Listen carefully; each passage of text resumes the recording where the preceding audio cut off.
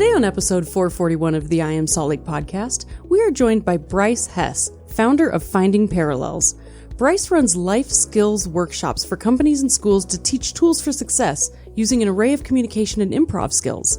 And right now, Chris, I don't know about you, but I think bringing comedy into everyday life is so important. Oh, absolutely. It's like the number one. I mean, laughter truly was created, or comedy was truly created to help people cope with difficult situations. And that's why I'm excited about this episode, because we're all kind of going through some difficult times. And I really didn't know anything about improv. Yeah, I didn't really know that much either, so it was really fun. I was so excited to have Bryce on the podcast. Yeah. Before we do that, Chrissy, let's introduce ourselves. And there I go again, introducing you before you get an opportunity to introduce yourself. I'm just that special. My name is Chris. And my name is Chrissy. Hey, and if this is your first time listening to this podcast, you might be asking yourself what it's about. What are you about to listen to? Well, this podcast is all about showcasing awesome people right here in Salt Lake City. We talk to business owners, comedians, authors, tattoo artists, restaurant owners, go through the back catalog. We're talking to a lot of cool people here in Salt Lake City, Utah. And it's really important, especially right now, like I said, that we support local companies. So lucky for you, we have a list of awesome local businesses at supportsaltlake.com. These are businesses who support this podcast, and we really have some great supporters like Woodland Advisors, Elevated Chiropractic, Salt Lake Barber Company. The entire list of supporters is always at supportsaltlake.com. All right, here's that conversation with Bryce Hess from Finding Parallels. What an awesome conversation. What a great dude. I had a really great time getting to know him and finding out his story. Thank you so much for listening. Enjoy the conversation. Where do you call home, Bryce? Where is home for you? Right now it's in Murray. Okay. Well, where did you grow up at, though? South Jordan, Utah. Did you ever leave the area, man? You just stayed here your whole life from South Jordan to Murray? No, that would be a poor line of sight there, I would say. But no, I've had a chance. I've been out of the country many times. I lived in Russia for a couple years. I love being out. I love being around. But Utah's one of those places I actually really like being here, and I like coming back to it. There's something that like draws us all back, because I know Chrissy's left, I've left. It weirdly feels like home, even if you didn't grow up here. Yeah. Yeah. There's only a few other places that I've been that I would think, I could call this place home. One of those is Boston. I was only there for a few days, but I really like the feel of Boston. And Switzerland was one of those. I really like the feel of Switzerland. But, Utah, it's top three. Now, do you come from a big family or an only child? No, I would say middle child. Based on those parameters. I'm the oldest of three kids. My parents, me, and my two sisters. So very, very cool. Very cool. Let's jump right into improv, man. Chrissy loves it. Chrissy actually used to do stand-up comedy here in Salt Lake City. So she's a big fan of improv. Ago. I love improv. I don't know a lot about improv. Stand-up's its own beast. I've never been brave enough to venture into stand-up. I'm totally good with stand-up because it's like you are only going to disappoint yourself. I want to do improv, but I know once I get on the stage, everyone's going to be disappointed. I ruined everybody's chance. I can see where you're coming from, but that's kind of a sad thought. Man, I would believe that you wouldn't disappoint everybody. I wouldn't believe that at all. We'll have to try it sometime. I've really, really, I've always wanted to take improv classes, but I don't know. You have to be so clever. I mean, how do you hone? I mean, what even got you interested in improv? I'm glad you asked. This is what you just said right there is the heart of what my business is out to really provide. So I guess which question do you want to tackle first? How did I get into improv, or how do you perform improv? How do you learn to do that? Let's start with how you got into it, and then we'll take a historical some tips view and do it. And all right, flamble and move, and yeah. I like that. I got started as a junior in high school. I went to Bingham High School in South Jordan, and one of the local improvisers, they operated the off-Broadway theater while they were there, Laughing Stock. If you guys have heard of Laughing Stock. Yeah. So Eric Jensen, the guy who is one of the big wigs and runs Laughing Stock, he went and jumped around to a bunch of different high schools, and he offered classes, just like a one-time class for a couple hours to see who would be interested. And I'd never performed improv. I had no idea what it was. And we did it, and God, I loved it. It was a hoot and a holler and a half. And after that, a few of us just went over to friends' basements, and we kept practicing and playing games and getting it wrong, getting it right. And so that's how Those are I some got good started. friends. I'm going to ask a very basic question. I was actually talking to Chrissy about this before we started recording, Bryce. What exactly? Okay, so you hear improv comedy. Go see an improv show. Go see a stand-up comedy show. What's and then there's sketch comedy shows. Well, there you go. That even confuses. And then there's sports comedy shows. Sketch and improv isn't the same? No, they are not the same. Okay, well, what's the differences here? Let me be as basic and simple as I can. I can get long-winded, so stop me if I do. I love to talk. Let's talk. All right. So stand-up comedy, that is one person who is responsible for their entire set, and it's practiced, it's rehearsed.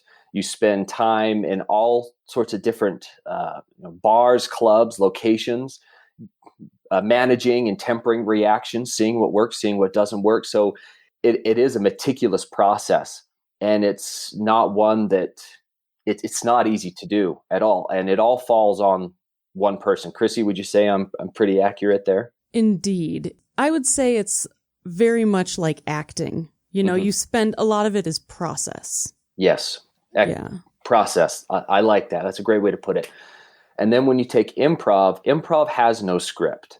We have formats, and we have patterns and games that we play, and we'll get into that in a minute. But we don't know what we are going to say on a given night in terms of the specifics, what the scenes are going to be about, what suggestions we're going to get from the audience. So in that sense, stand-up is, what you're going to do, what you're going to say, and how you're going to say it. In improv, you don't get that. And then in improv, you have a team. You have a group of people to build something with. So you're not just out there on your own trying to do this by yourself. And that would be the other big difference, I would say. Those are the two main differences between improv and stand-up. Well spoken. So what, you always hear about these well-known stand-up comedians. Are there well-known improv? Oh yeah, I guess whose line Dre, is it anyway? Yeah, whose line? Yep. Okay, that's improv. Okay, a lot of the greats, I want to say Tina Fey and Amy Poehler were actually improv comedians. They never did stand up. Really? So a lot of SNL actually pulls from all the different types of comedy. Yeah, so there's out in Chicago is kind of the hub. That's if you want to do improv. What is the improv thing that they do? It's the Second City. Yeah. Second City. I know with COVID, a lot of stuff has been happening, and some of the theaters have actually shut down, which is sad because I haven't had a chance to make it out there yet. But most of the big film comedians that you see, Tina Fey, Amy Poehler, Steve Carell, a whole host of others, most of those that have been on Saturday Night Live, they filter through Second City. And so they've spent time with all these different improv troupes, whether that's a couple months or a couple years, and they've just practiced and honed it. Oh my gosh. One of my favorite podcasts, Hello from the Magic Tavern, is actually a group of guys from Second City. That sounds awesome. Yeah. And I don't know, they met there and their day jobs are cool stuff now, but it's a really, really fun show. What's your least favorite thing about improv, Bryce? Do you have a least favorite thing? I've never been asked that before. That's fascinating. Some of my least favorite things are when I don't feel like there's a sense of trust or camaraderie with the people I'm performing with. I've played with people who have, decades of experience and people who have had none. And I've had amazing moments with many of these people, and I would say that, for whatever reason, sometimes there are just moments or nights that are out of whack, or people that you just don't jive with. And so those are hard, not my fave. Let's see. Other things I don't like. I don't like the stigma that surrounds improv, especially from more broad theater community perspective. there are a lot of theater people that look down on improv as a second rate habit, or like the odd cousin that nobody likes to spend time with. It's interesting, but it's interesting. Stand-up guys kind of do that too. Why though? I mean, improv looks. You know what? I think it's because they're jealous and they're insecure. I genuinely think that, because to be able to do improv, you have to be able to think on the spot. You have to kind of have the mind of a writer. Like, you have to have so many more pieces fall into place to be able to effectively do improv that you don't need in the other platforms. Well said. I mean, it helps, but I don't know. I speak from experience. I'm jealous. Now, are you part of any improv troops then? You mentioned improv troops, so that's kind of what you join as an improv troupe. Are there improv troops then in Salt Lake City area then here, Bryce? There are a ton. Improv is actually really prevalent here in Salt Lake, which is really, really cool. There are troops ranging from Ogden all the way down to Cedar City. I know Salt Lake they have quite a few. The ones that perform regularly and I guess you could say have the most history or the most well-known, you have Laughing Stock, Quick Wits. Those two have been around for a long time, and they have some really great players, and they can be really inclusive. And then I play with a group called Random Tangent. We're based out of Draper, and we've been around for, how long is it now? 10, 11 years, at least as long as I've been there. Maybe they're 12, 13. But they used to be called Off the Wall before that. So that's a few here in Salt Lake. Up north in Ogden, Off the Wall used to be based in Ogden. Now they have what's called the Comedy Loft, and they just bring in all sorts of different comedy, and improv's a big part of that. And then down in Cedar City, there's a great troupe called Off the Cuff, and they do some amazing stuff down there. And you guys just travel around? I mean, you guys could even travel around the United States if you wanted, I'm sure, and tour, or do they do that? Great question. Nobody here does, to my knowledge. At least not the big troops. Okay. Improv has these odd break-off groups, like pairs will go out and they'll do a 2-person show. Like Garfunkel and Oates. Yeah. I don't know if that's how they started. Probably not. But like there are improv festivals that are held all over the place. And a lot of time those are filled by these 2-person troops, 2-person groups. Every once in a while you'll get bigger troops that'll show up if they have the means to travel, they have the funds. It's not a very lucrative hobby or pastime. So, most of the time travel is at your own expense. And yeah. So it's not like you can become a full-time improv person. I mean, there's multiple ways you might be able to, right? Just get into movies. I think troops are more like home bases, or if you're in an area. It sounds like there's an area. I think, was Eileen Dobbins in your group? That name's not familiar. I don't know. 5 or 6 years ago, she was doing improv down there. Anyway, Eileen Dobbins. She's awesome. Yeah, she does stand up here in Salt Lake City, or she used to. I don't know. Does she still do stand up? I don't know if she still does. I've been out of the game for a while. How, and this might lead us into finding parallels, which I definitely want to go there regardless. But let's say somebody was interested in doing improv. Like Chrissy and I even talk about doing it from time to time, right? I know Chrissy does even more than not me. Just, hanging out at the house. I wouldn't even know where to start, man. Unfortunately, that's a lot of the case is improv. There's a lot of unknowns around it. Yeah. People either know whose line is it anyway, or they don't really know it at all. But there are opportunities, and most of the time they're free or they're very cheap. I know that right now with COVID, all performances, like all stuff it's down. It's not happening, for good reason, and rightly so. I believe there's a gentleman right now who is holding free online classes. His name is Michael Haycock. He's one of the big foundations and supports of the improv community here in Salt Lake specifically. He's been doing a lot, trying to get a lot of the troops to intermingle and people to meet and work together. So he's offering some free workshops, and he has some paid ones as well. And Random Tangent offers free workshops to the public. We would do those every second and fourth Thursday. These are when you were doing them in person, though. Mm-hmm, yes. Yeah, most troops have gone into hibernation. They've gone underground. See, I was thinking has anyone thought to do a Zoom call and just do or even a Facebook Live and with 3 or 4 of you guys and try to do some kind of improv show that people can watch digitally? That would be really hard. I know you miss a lot of the timing and the human connection a little bit, but I would watch it. No, you're absolutely right. I know some of the professional, like the California or Chicago groups were doing it, and they may still be. But here in Utah, Quick Wits are the only ones I know of who are doing that, and they do it every weekend. I'm pretty sure they're doing a show this Saturday. I haven't had a chance to jump in on one of the Zoom meetings, but yeah, look up Quick Wits on Facebook. I believe they have a website as well. But hey, are you thinking of moving to Salt Lake City? Are you looking at finally getting out of the rent game and finally buying your own home? Well, you need to contact our good friend Monique at Market Source Real Estate. The cool thing is, here's a fun fact, you guys. She actually helped us find the home that we're recording this podcast in right now.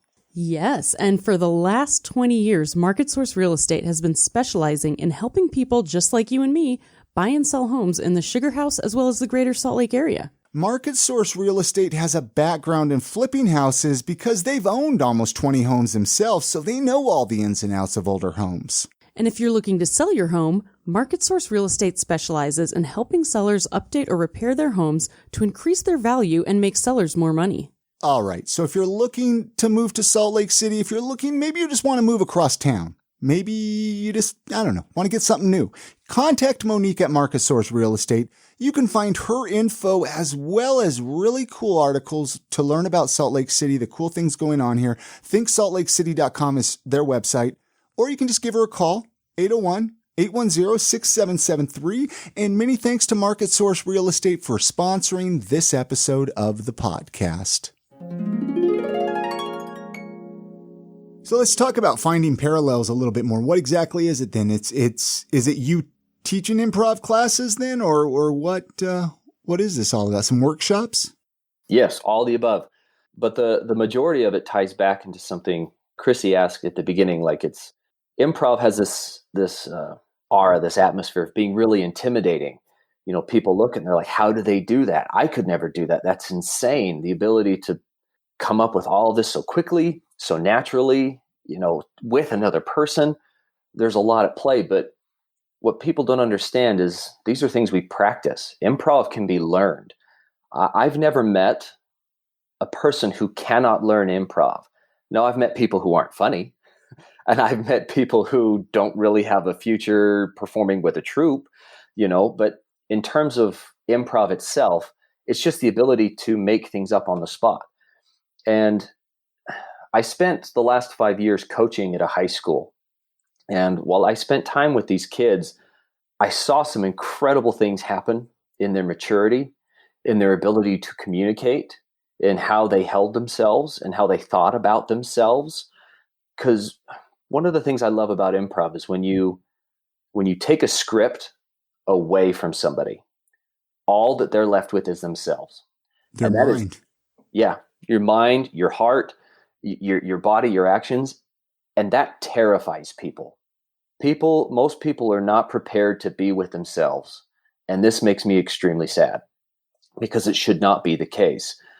And this is why I wanted to start finding parallels, not necessarily to teach comedy, not to teach people how to be funny, but to provide a place where they can learn how to be themselves. And the space of improv, you learn communication with yourself and with another person. You learn what it's like to be confident. You learn to recognize those moments.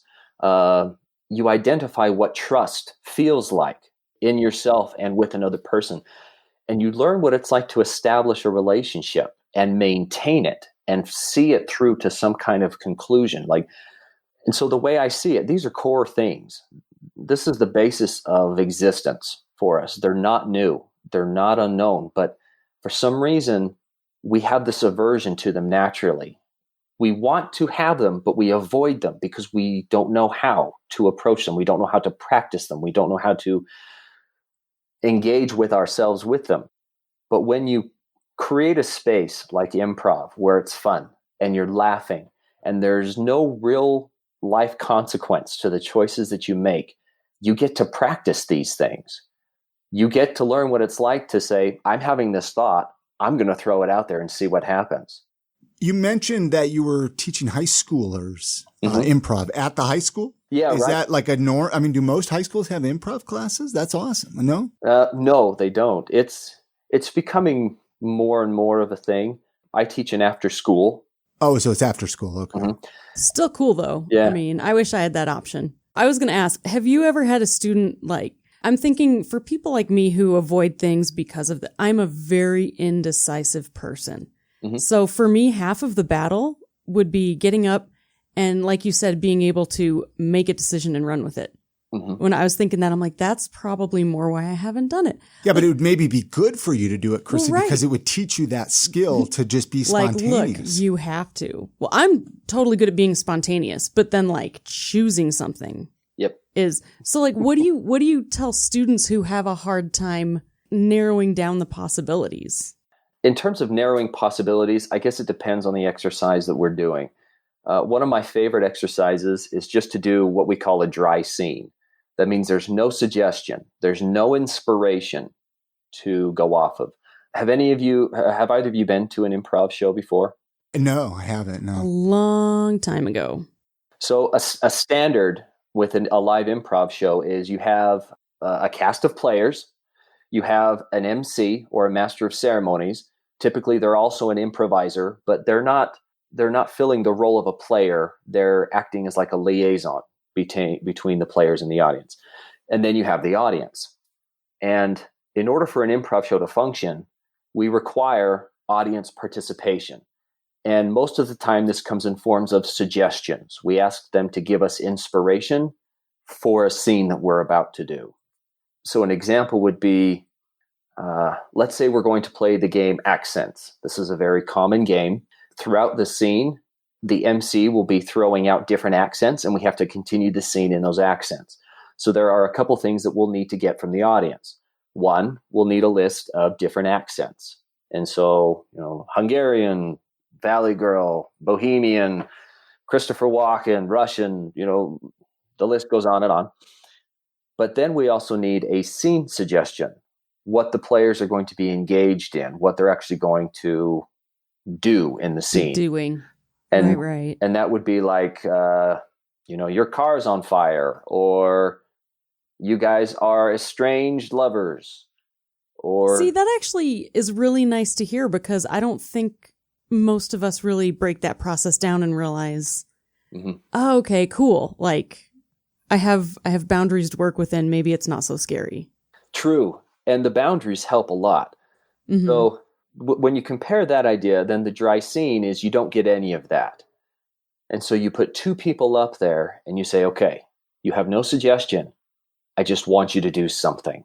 That sounds like a nightmare. That sounds like the worst nightmare ever. It's scary as hell. Yeah. It is. But when you actually do it, if you have the courage to do it, you realize it really isn't that scary. We just spend so much time talking ourselves out of ourselves. We justify why it's a bad idea, why we're stupid, why we're incompetent, why we'll never be anything, we'll never amount to something. We're not funny. Oh, I can't do it. I shouldn't do it. I'll never do it. Or all these inside jokes are so funny, but I'm going to want to do them and nobody's going to get it. Honestly, there's so many things you can accidentally do. So many things. But with a dry scene, it shows people that they can really say anything and we can work with it. So Chris, if you're my partner and you get up there and the first line out of your mouth is, I like lettuce, I can work with that. So then you play off of that then? Absolutely. Awesome. The yes and. I know that much. Yes and. And, experience helps a lot, because I know what to look for. I know what to add on in the first, crucial seconds of a scene to help us get going. But if all you give me is I like lettuce, awesome. We have a scene now about, at least initially, liking lettuce, and who knows, something else later on. And I keep bringing up SNL, but they actually have a sketch about lettuce. Oh, they do? It's amazing. Google it later. You'll thank me. Well, This seems I like this will. would help with like focusing or something like that. Cause a lot of times, like I even know how my brain just starts wandering off and going here, going there. And it's like this, you have to stay centered in and focused because you have to. It's like a game of hear Simon what your next with other people It is. and a story. clue or whatever you call it. Not Yeah. clue, but. Like you have to remember what happened, Mm-hmm. like retain it, build onto it, Mm-hmm. and then remember what you built on. And it's a lot to juggle. It is. And on that thought, something that in the time I've co-managed and I've taught a lot with the Troop Random Tangent. And one of the things that we've really worked hard to establish is we do a warm-up before our shows. And the reason that we do this is this helps us just get the day out. It gets the week out and we can all get a sense of where everybody's at that night. Maybe somebody's they're popping, they're on point. So it's like, you know what? We're going to feed them a whole lot. Maybe somebody's emotionally distraught and they just need somebody to look after them and they need a little laughter and love in their life. Okay, now I'm aware of that. But the focus, you're right, it's very important, but focus isn't always this blinker, this horse blinder thing that we put on. It's just an essence of awareness. Because if we do this, we shut ourselves off even more, and that can be very, very difficult. But I guess, does that make any sense at all? Makes sense to me. Oh, totally. Like you are focused, but you also have to remain aware and pull in like empathy and whatever else you need to be able to build on it. Hey, I'm talking to you. I'm in your ear holes right now. I know you tell yourself every time you listen to a podcast, hey, I want to start my own podcast. I got so many ideas. I want to do my own podcast, but you don't know where to start. Where do you start? Where do you host your podcast? I want to tell you about Libsyn.com. That's spelled Libsyn. We've been using Libsyn to host I Am Salt Lake podcast for almost 8 years now. And I know that I truly couldn't be happier with them. They make it super easy to set up. They make it super easy to get your podcast routed to all the podcast players out there, like Spotify and Apple Podcasts. I Am Salt Lake podcast listeners, listen up. We have a promo code that we created just for you. That promo code is Salt Lake, and you'll get the rest of this month and all of next month free at Libsyn.com. Again, the promo code Salt Lake. Go write it down. I'll wait for you. That's Salt Lake at Libsyn.com, Libsyn. Go check it out. It's a win here, you guys. You'll be supporting us, and you'll get yourself some free podcast hosting at the same time. Win-win. And many thanks to Libsyn for their support of this podcast. Let's get back into it. Was there anything else? I'm looking here on your Finding Parallels website, by the way, which is beautiful. I don't know if are you a web designer? No, I appreciate the compliment because that's been my work. I am learning as I go. Okay. No, I think it's beautiful. I need to look at it. Well, thank you. I just want to make sure I touch. So it's just basically workshops. People can get a hold of you and work with you. Yes. It looks like you're not booking any classes right now at the moment because of COVID. No. So if I may take a moment to kind of plug and explain a few things, is that all right? Oh, no. Yeah, please do. Thank you.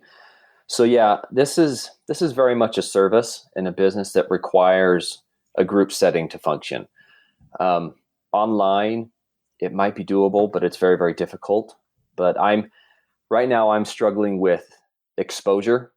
People just don't know who I am and what I offer. But then I'm also fighting the stigma of the intimidation of improv and the fact that it can actually help with these things. So yeah, right now, not booking anything. I'm in the investment phase, looking for interested parties to help be a part of it. And I'd like to see it grow and become this big thing. But the idea is I want to teach workshops to youth, primarily to youth. After I saw what's been happening with my kids over at Bingham High School, and I've seen it with other kids that have strong improv programs, what it offers them is, in my mind, invaluable. And especially being a high school kid, being able to get a sense of self is huge. If nothing else, just getting that is important. So my primary goal is to offer classes and workshops to high school kids. But then this is also something that's applicable to business. It helps with sales. It helps with interpersonal relationships. It'd be amazing team building exercises for like corporate events. Oh, insane. Yeah. I hear that there's a big, I forget the name all of a sudden, like I guess corporate deal, we'll say, down in Texas that is built around improv. But that's the goal. That's the plan. And in terms of teaching it right now, it's just me. I'm the owner and the only coach, the only employee on the role. But there are plenty of improvisers here in Salt Lake who are amazing and who are great teachers.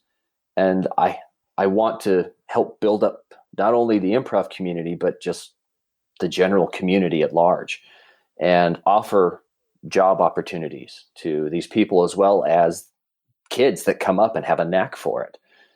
Help them get some leadership skills, some responsibility opportunities, that kind of stuff. So I have grand vision for this, and I feel like it's possible, but that there are those initial humps to get over at the moment.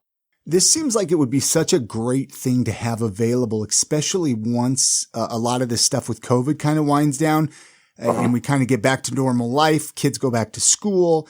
If it was available at the high schools, it would let the kids laugh. It would let us laugh. Yeah. Parents laugh. Like, that's what we need. We need laughter. We need things to get our mind off of the garbage out there. So badly. Right? Oh, absolutely. Oh, yeah. I mean, comedy since the Jester, it's been the way to deal with the difficult things happening is comedy. Well, his improv stuff though with the that's what I mean. Improv comedy. Yeah, for the kids. Yeah. I see this wave happening once people feel safe and things start opening up, and my goal is to be a part of that wave where everybody's just going out and, they want to be with their friends and they want to have a good time. And So are you doing anything right now that, I guess it's summer break and school, was not in session, but are you doing anything that youths could find you now and maybe start getting involved before everything starts opening back up?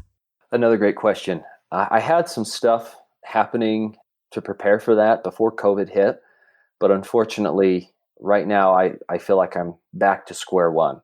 So no, I don't. I would love to. If I could put together even some one-on-one online sessions, I'd be more than happy to do that. But it's a matter of, getting the clientele and getting the people who are interested. Who want to do it. Who want to do it. And I just think it seems like it would be a really cool thing for teens to be able to access right now who don't get to go out and do a lot of things, Absolutely. And it'd be very easy to do.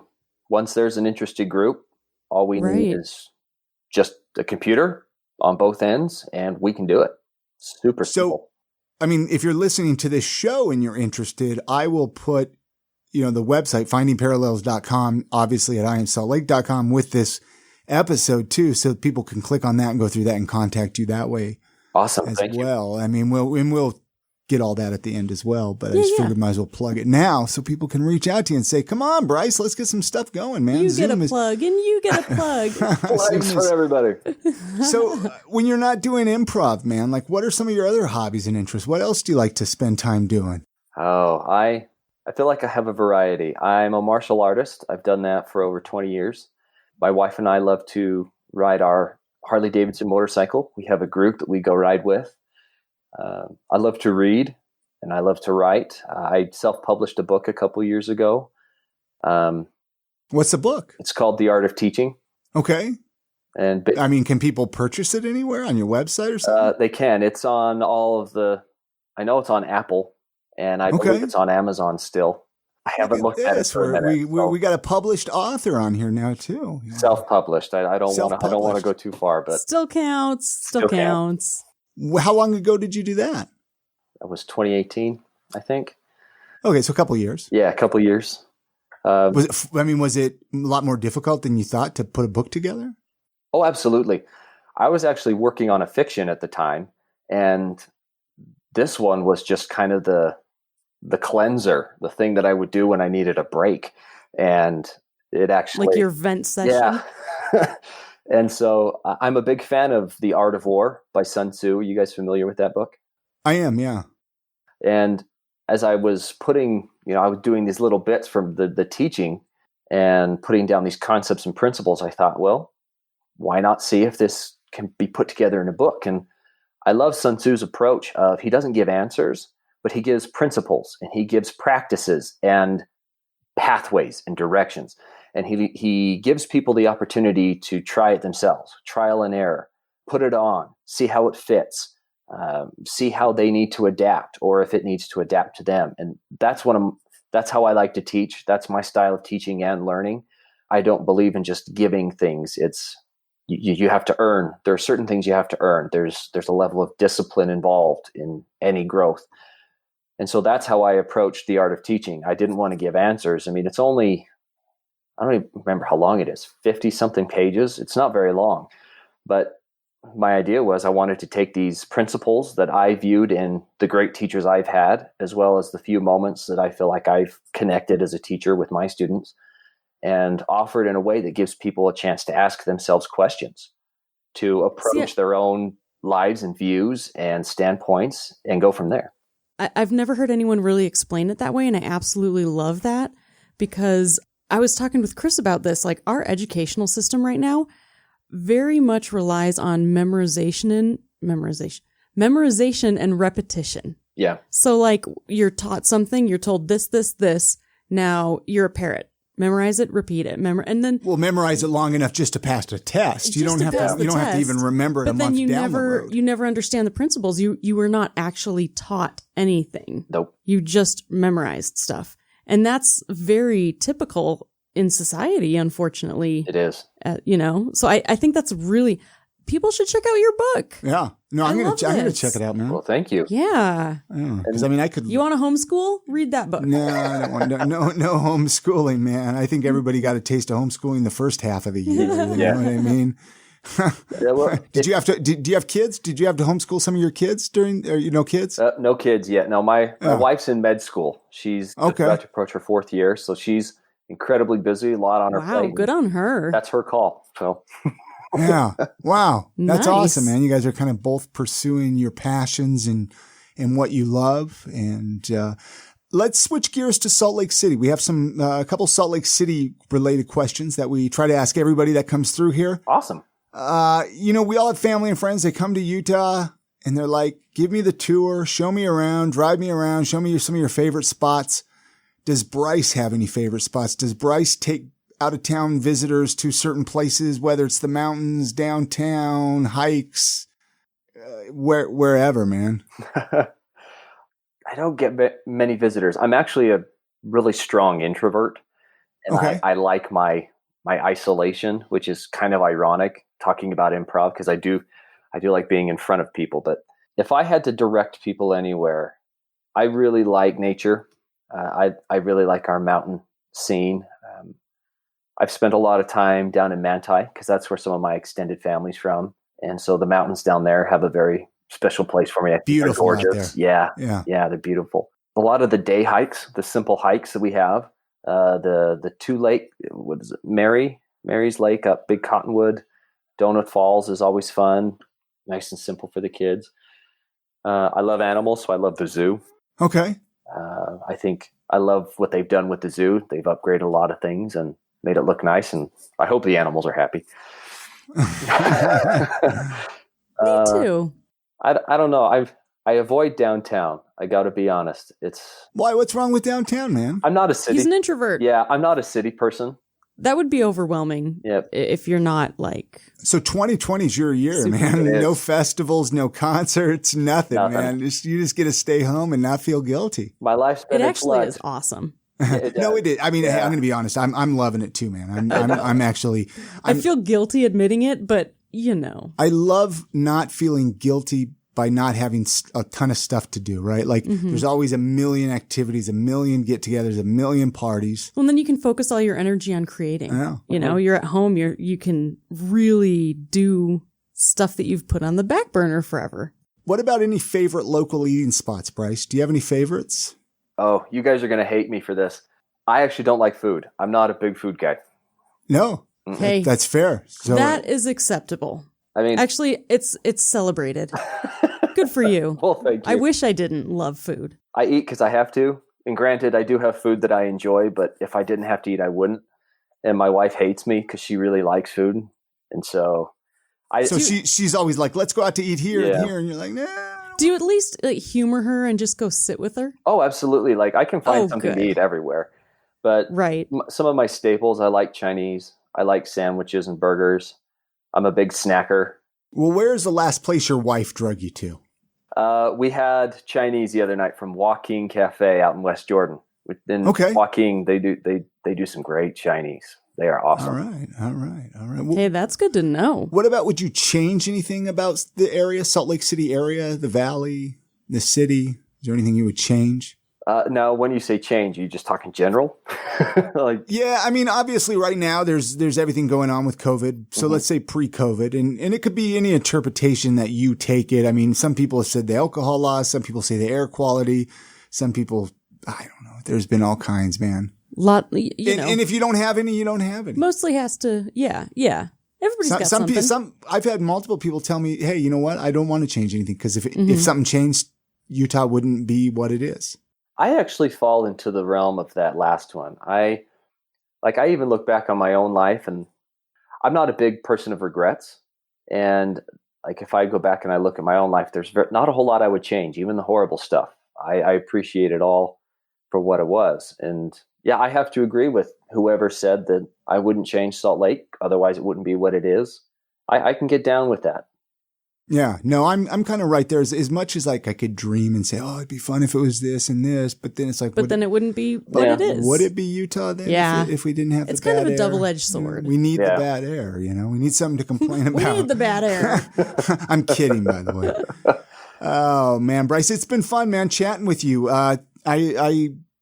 It's always great to get to know new people, especially people that bring such excitement and life and humor to the world that you do. Well, thank you. So thanks for coming and doing the podcast with us. Is there, before we completely wrap this up, wind this down, I like to open it up.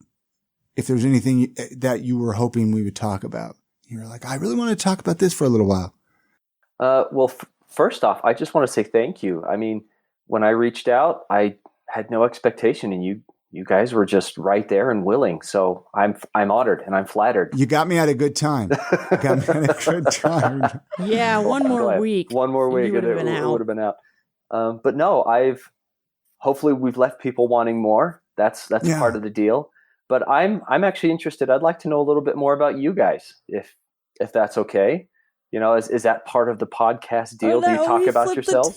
He flipped it on us. He flipped it around. No. How did you do that? No, well, I mean, we're married. We've been married 3 years now. It's been 3 years, right? With 3 years. Yeah, we just had our 3rd-year anniversary. Congratulations. The podcast is about ready to celebrate its 8-year anniversary in August. Oh, wow. That's awesome. Yeah, I started this back in 2012. I used to do this by myself. Just do all the interviews by myself. And then I went through a divorce and kept doing the podcast.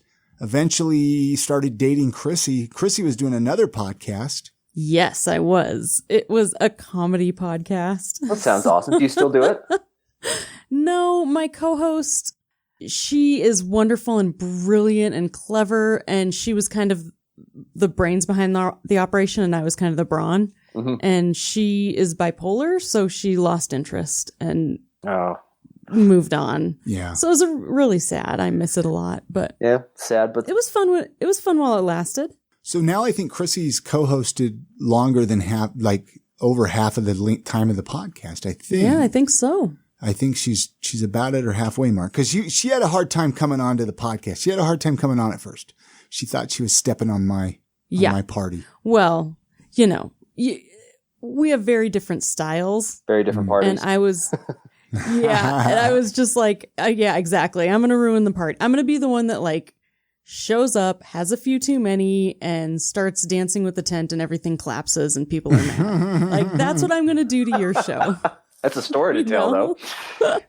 Well, hey. Well, no, that's very considerate, though. I would say the time talking with you guys, you two are seamless. You work off each other and with each other really, really well. Aw, thanks. It's been, how long have we been? It's been years of practice. Well, 4 years of it's doing the podcast, probably. Yeah. Doing 4 years. And we've done other podcasts together. Some haven't continued. Some, Yeah, it's depends on the topic. Yeah, depends on the topic. But we did a relationship one, and then we're like, let's not do that. Probably not again. Yeah, it's been an interesting thing though for marriage. I don't know if just everybody could do it, but I think it's worked well for ours because then we've traveled to podcast conferences as our vacation, and It's like a fun thing because we have is an excuse to go have fun. Yeah, that's really cool. Yeah. So we love it, man. But you should start a podcast. You should. You really should. You should do improv, like improv basics, or oh my gosh, you could do so many fun things because like people need stuff to do, and stuff to follow. And if people want to learn things, it would be so cool to have that resource. I just want you to do it so I can listen to it. So I'm being selfish. Do it now. Thank you. Well, okay. Chrissy told me I don't have a choice. I mean, you just committed. I heard you say it. I did. Yeah. No, I appreciate that. I wouldn't know the first thing, so I might be reaching out with a lot of emails. What do I do? But, well, thank you. It's a good thought. I'll give it a think hit over. Me up, and there's also an article I wrote on imsaltlake.com in the blog. I don't know how to get there exactly, but it's up there on like the 10 basic ways to start a podcast. Really easy to start, man. Ooh, awesome. Really easy to start. I will send me an email too if you ever want to start up. But how can people get a hold of you, Bryce? Let's give the website, social media, all that, email if you want people to reach you that way. Excellent. So my name is Bryce Hess.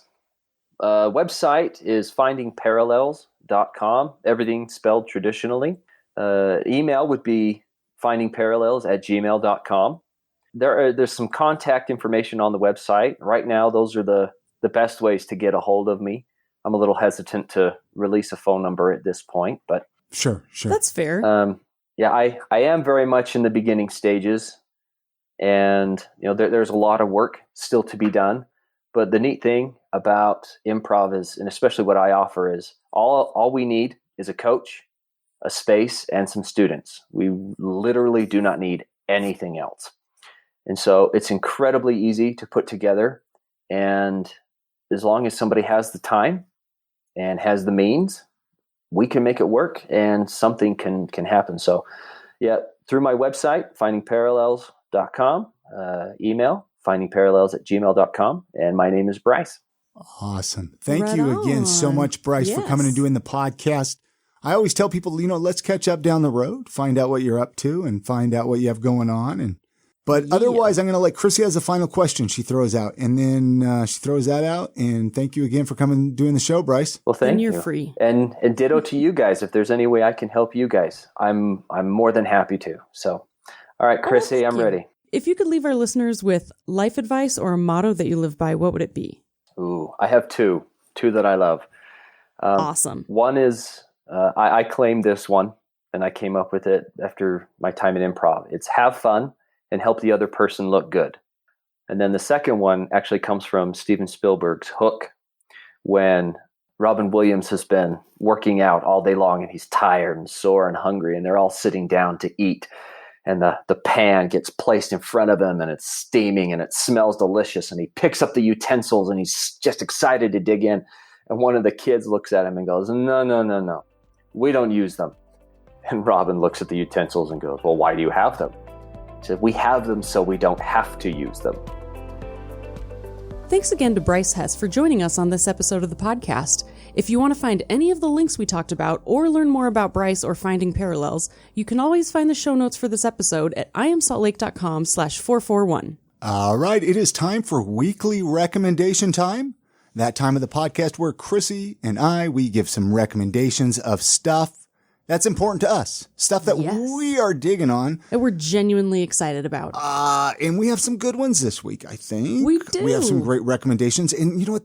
They're just stuff that is either important to us, something we've done, something we think about, something we want to tell you about. Go ahead, Chrissy. Something's made an impact in our life this week. And this week, I was a big kid, I finally hired a real photographer for the first time in my life to take family pictures. And I wouldn't even know how to do that if I had to get a photographer. Dude, I didn't know how to do it. The only reason I did it is because she's amazing and I already know her. Yeah. But okay, New Edge Images. My friend Taylor Oliveras. Go to newedgeimages.com. She is amazing. We hired her to take our family pictures.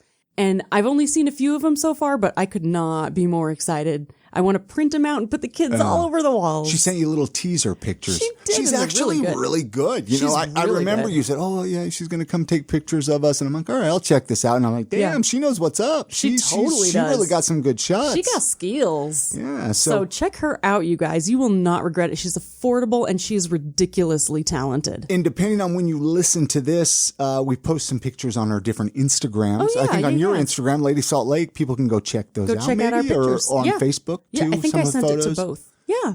So they can see some of her Visit work. me online to see more. Hey, so I got a weekly recommendation. This one's going to be a little different, you guys. Okay, so we all know what's been going on since March, pretty much. Well, some people have been following the coronavirus really into like December and January, whenever it really had an outbreak. When it was like in China. Anyway, guys, stay off news sites. I know that sounds lame, right? That sounds I'm sounding like one of those weird people. Like, here's one of those off the gridders. Man, I found myself just getting wrapped up in that, man, all day long, just constantly. And then you would get wrapped up in social media, and then you would see it on your social media, and then somebody would post a link. Yeah. And I'm guilty of it too. I know I would post that stuff and get people all riled up. Well, and it's tough because it's like everything is so different because of it. So we want to talk about it. Yeah. But the more people talk about it, the more things kind of spiral and stories get exaggerated. And sometimes they're not exaggerated enough. And like I always say, I always feel like the truth lies somewhere in the middle. And any news site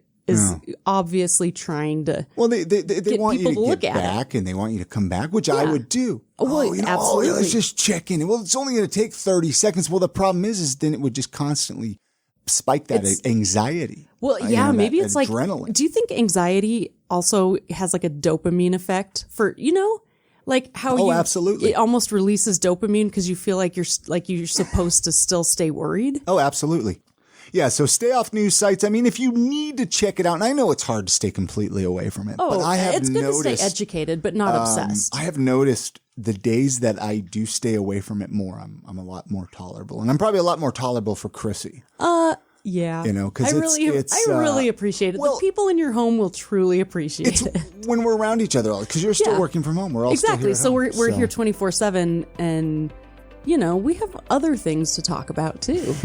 Let's get this episode wrapped up, though, Chrissy. Let's do it. Let's get out of here. Oh, there we go. So before we leave, I want to remind you that our entire back catalog of podcast episodes are at imsaltlake.com. Head on over there, check them out, and be sure to share your favorite episodes with your family and friends. All right. You guys have a great week. Get out and enjoy the city. Support local. And we'll see you next week on the next episode of I Am Salt Lake Podcast. And good night, Grammy.